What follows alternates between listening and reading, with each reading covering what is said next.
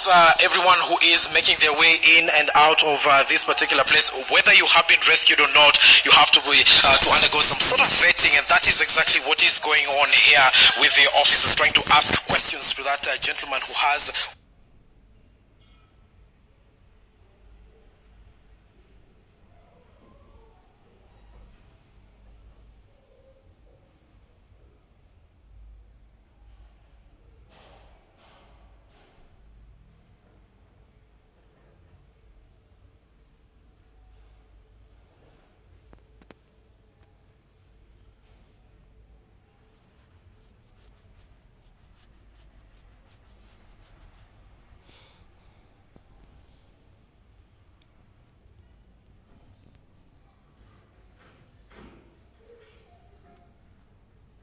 walked out carrying a bag. They're trying to understand what exactly is inside the bag that he is carrying, so that they can know whether indeed he is innocent and not one of the people who have orchestrated the attack. Not taking chances, and there you can see on your right, Hassan, not taking chances whatsoever, and that's why every person here is being treated as a suspect, and more officers continue to make their way here at Dusit Hotel. Basically, now what you can call the full combat is now here, basically to try and neutralize the attackers once there is some sense of safety, some sense of security, that as many people who are inside Dusit Hotel have been evacuated, have been rescued. Now the next effort is to try and confront the attackers right here in this hotel.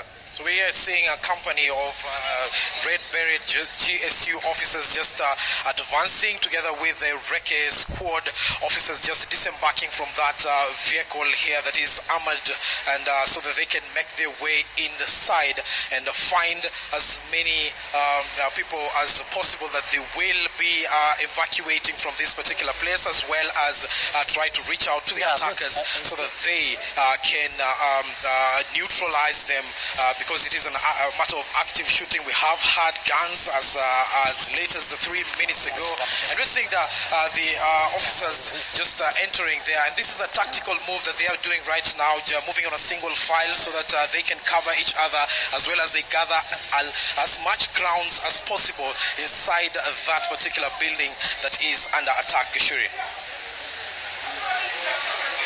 Very well, Hassan, and we are also trying to be as cautious as we can here, so that also we don't give the attackers any advantage when they are right inside there. So it's also a tricky situation right here outside Dusit Hotel. But the comfort that we can be able to give our viewers is that as many people as possible are being evacuated from this hotel. What remains unclear is the exact number of attackers, but some of the officers that we've been able to speak to are saying that they were able to spot about 6 attackers right here. 6? And we're seeing more and more GSU officers making their way in, armed with a 45 degrees, combat move, and they are just moving in so that they can try and sort of salvage as much as possible from this building. That is in as far as people are concerned, as well as property that could be destroyed here. And we have so far. We have gotten information that one person, we have confirmed by seeing that one person has lost his life. He had sustained a chest bullet wound from outside there. He was getting, treatment from the Red Cross Kenya people. But then again, we are fearing that the number could get even higher as more and more people are feared to have lost their lives in the active shooting that was going on inside the Dusit Hotel. We're just seeing officers, they are moving in, and they are going right inside there. And also Abbas Guled, the Kenya Red Cross boss, is around to coordinate his team so that they can treat as many injuries as possible and manage those injuries as well. Geshuri. The heartbreaking news, Hassan, is that some of the guests who had already made their way to the hotel here, we've seen some pictures of some guests who are actually at the dining areas who have been shot by the attackers. Some of the pictures that we cannot be able to show our viewers because they are gory. But definitely this kind of a situation has casualties. But what the security officers are trying to pay a lot of attention to, together with the Red Cross team and other rescuers, is to try and get as many people as possible from this hotel to try and save as many lives as possible. And even as the Reke team concentrates on confronting the attackers and neutralizing them. So the situation is here is that one, save as many lives as possible, and at the same time try and confront the attackers. So it's a two-pronged kind of an operation where more and more officers from the Red Cross continue to be invited here, and more gunshots continue to rend the air right here at the hotel, Hassan.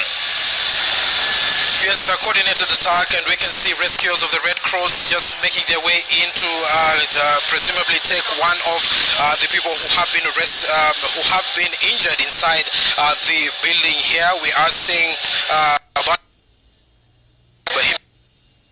operation by the Red Cross Kenya. More and more people have been rescued. We are seeing the hostages just making their way out of the building, and of course lucky to be alive. They're briskly walking and some running outside the jaws of death that they have just been rescued from. We are seeing also the Kenya Red Cross officers making their way in so that they can get those that have been injured in this particular situation. So it is a multi-agency operation here. We are seeing administration police officers as well as the regular police officers, the director of criminal investigation officers who are in plain clothes, and the elite Reke squad that has just made its way inside this particular building. And that is as a result of that is when now we're seeing more and more people getting out of this place safe and sound. And we have the heartbreaking news, like Gashuri has pointed out, is that we have seen several people who have lost their lives and have lost their lives of the hotel after they were making bookings to get into the hotel. Terrified hostages just being rescued here, as we can see, is the kind of situation, the heartbreak is not seeing or witnessing in this cloudy afternoon in Nairobi. Hussein. Right, Hassan and Gashuri, those are live pictures from Riverside in what seems to be an attack at Dusit Hotel, that is in along 14 Riverside. Of course, authorities have not yet classified if this is a terror attack or not. We can only get that confirmation from them, but of course there's an attack there. It's very apparent from what Francis Gashuri and Hassan Mugambi have been telling us. Gashuri and Mugambi, again, we've been seeing pictures. You've been telling us, we've been seeing people being rescued. And we've seen authorities advance to assume ground floor of Dusit Hotel. Is that it? Are they going up? Are they waiting first to see if they can evacuate people before they engage? What is really going on? What Hussein is happening is to try and minimize the casualties in the best way possible. And so the first effort is to try and rescue as many people as possible, such that in the event of a confrontation between the security officers and the attackers, the innocent people who are workers or people who had come to this hotel as guests are not caught up in the crossfire. So basically the first effort for the security officers, they tell us, to try and rescue as many people as possible, try and evacuate as many people as possible. And that's why you can see more and more, even the more the security officers advance towards the hotel, the more people come out of the building. And so this is a close shave for the people who are coming out of the hotel. These are the people who are making frantic, desperate calls when inside there, seeking assistance, seeking any efforts that would help to rescue them. And so they continue to get out of there. But the Reke's team continue to advance more and more towards the hotel. And the lucky thing is that more and more security officers Hassan Mugambi, and the Reke team now making their way there. All right, sorry, I have to cut you short. We'll come to you shortly. First, let's talk to Dr. Mark Matunga, live on phone now. Mark, good afternoon or good evening, and I'm sorry for what you've witnessed. Mark Matunga, his office is at the building, and I hear that you're among the people who escaped. What happened? What did you see? At a few minutes, I think it was maybe 3:20 something. I was in the office in the 4th floor of Cavendish building, which is basically the building next to Dusit. Yeah. And all I heard was a loud bang. Right. Or a loud explosion, maybe you can put it that way. And then after that, I looked through the window and I saw smoke outside. And of course, immediately I knew there was a problem. Luckily, at around that time, I was already making plans to actually leave the office. Mm-hmm. So I basically just, grabbed whatever I could grab from the office and ran outside the office and used the stairs together with a host of other people. And we actually started running as we were hearing explosions and gunshots all around the buildings. And we ran and used a backside escape route to Westland side, to the ICA building. Right. But as we were leaving, there were gunshots all over the place. Interesting enough, at least for me, I didn't particularly see somebody with a gun shooting around, but there were gunshots all over the place. Mm-hmm. And 14 Riverside is a complex of several buildings. There are about like 6-7 buildings there. Exactly. And then as we were running out, we kept hearing explosions. Actually, my car is left there. So, I am sure there are people who've lost their lives. I don't know who they are. I don't know how many they are. But so I had a quick conversation with one of the watchmen or the security officers who was telling me that actually the first explosion was a suicide bomber at a small restaurant that we have around there that is called Secret Garden. So that was actually the first explosion. Right. Yes. Dr. Mark Matunga, of course, again, I'm sorry for what you've seen and what you've gone through and what you've witnessed. Yes, it's about, I think, 6 or 7 buildings on 14 Riverside. Did you see if this was targeted at any specific building? Was it Dusit Hotel? Well, so I don't think it was targeted specifically to Dusit Hotel, because if the suicide bomber exploded himself or herself at Secret Garden, then it is the restaurant next to Dusit. Right. So it might not be Dusit Hotel, but then I'm hearing from the information I got from the watchman. When you're getting into Dusit or 14 Riverside, there are a lot of checkpoints. So one of the watchmen at the checkpoint was telling me that actually there were several people with guns who jumped over the fence from outside the complex. The people actually started shooting. Okay, that's interesting. Several people. Do we know? Okay, this could also mean security forces. Pardon? When you talk about there are several people also jumping through the fence and shooting, are you talking about security? It could be security officers. After the explosion, there were several. According to what the watchman was telling me, there were other people with guns that jumped over the fence from outside the complex that were shooting aimlessly. These are not Kenyan security forces, and those were basically just 1 or 2 minutes after the explosion. Okay, which makes this very complex. But of course, these are the words of the watchman you saw. Dr. Mark Matunga, of course, will keep engaging you if you can stay on the line. He's telling us he was in the building, one of the adjacent buildings. Of course, about 7 buildings in 14 Riverside. About 3:22 p.m., he had a large explosion and tried to make his way out. Successfully did. So many people running. Gunshots all over. Talked about one of the watchmen there, or security guards, allegedly saying that there was a suicide bomber involved. Also talking about several people jumping through the fence, I don't know which one exactly, but in the compound, shooting aimlessly. That is why Mark, you're saying this could not be our security officers. Dr. Matunga, if you're still with us, just for the sake of our viewers, could you describe exactly how this place looks? How many buildings?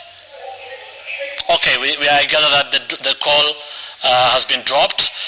We'll be talking to him and more later on. But of course, these are eyewitness accounts, and verification at such times can be quite difficult, and that is why we are saying police or authorities have not yet classified this as a terror attack, but definitely it's an attack, and it's seemingly a well-coordinated one. Francis Gashuri and Hassan Mugambi on the ground, and we are seeing more and more people coming from the building or buildings, because there are many. Gashuri, meaning there's more and more evacuation. Absolutely, Hussein. More and more evacuations continue here outside the Dusit Hotel, but it's also a very scaring situation here because no one knows exactly where the attackers are. So it's a very tricky situation. Actually, we're now being chased away from where we are, but definitely more and more security operations continue. The rescue efforts, the ambulance is advancing now closer and closer towards the entrances of the Dusit Hotel to try and evacuate those who have been, to try and rush those who have been evacuated to hospital. And some of the vehicles that were actually at the parking lot here, some we have seen, some of the taxis have serious, their mirrors, their windscreens have been shattered by bullets. And so basically, it's a very terrifying situation here at the Dusit Hotel, Hussein. But as I told you earlier, what the efforts that are going on are the efforts to try and rescue as many people as possible. This vehicle, the driver cannot be seen. It's one of the taxis around here, shot at by the attackers, we are told. And so the efforts to try and get it out of the way so that it can clear the way for the ambulances and the other security officers who are trying to rescue the situation here, Hussein. Very tough and tense moments here. But basically, the workers and the guests who are holed up at the basement of the hotel have all been rescued. And so what you're being told by the officers now, the next efforts now is to try and advance as closer as possible to where the attackers could be hiding, to try and flush out those attackers and neutralize them right here at the Dusit Hotel. And I'm assuming from that methodical approach, Gashuri, they believe they are on the upper floors, because you've seen them accessing the ground floor and the basement, as you said, and we've seen more and more. Hassan Mugambi, if you can also join us, and we've seen more and more people being evacuated. Absolutely, and Hassan is also here. Hassan, what basically you're seeing is a very methodical kind of a situation to try and reach to where the would-be attackers are. But it's also like groping in the dark because no one knows exactly where they are and how potent they could be or what they could be armed with. And so that's why more and more security officers continue to make their way here to try and see whether they can be able to neutralize the would-be the attackers that are holed up right here at the hotel.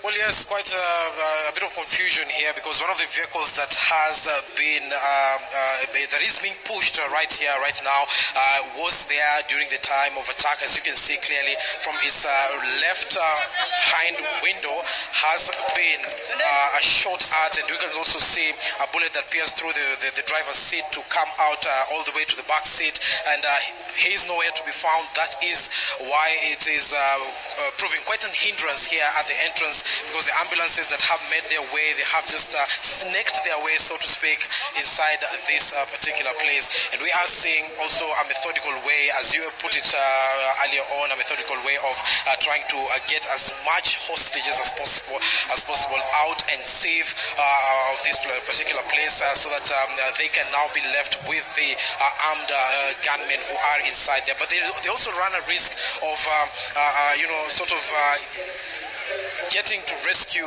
even those people who have been the attackers, if at all they will place down their guns and walk out with their hands up. And that is why they are vetting these people who are coming out of that particular place and just asking them questions so that they can find out.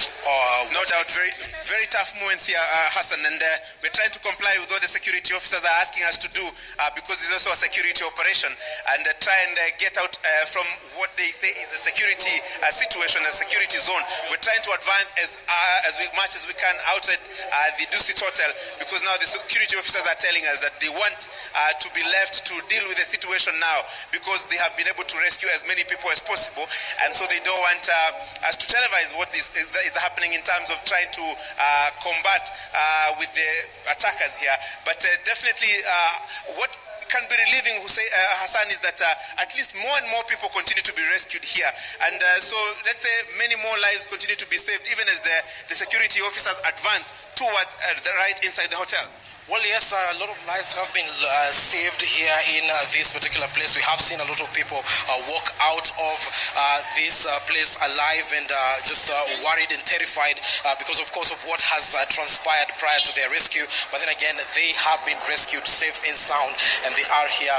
We're just trying to direct our cameraman here, Vado, so that he cannot hit himself over the things that are behind him. And yes, we are now walking out. We have been told to walk out. But before you do that, Hassan, look, this is one of the vehicles that we were talking about when the grenades that were thrown and hurled in this direction. So definitely a very tough kind of a situation here, and even as more and more rescue efforts continue. But luckily, one can say more and more lives continue to be saved, even as the security officers advance towards the Dusit Hotel. And now we're just making our way to the junction with Chiromo Road. That is where we are being told to head, and that is also the sort of safe zone, just in case we are seeing those people who are, just in case it is fired, will not be in the arc of fire. I'm now being escorted by one of the security officers who is here to sort of get this situation under control, a situation that has been very active and confusing since around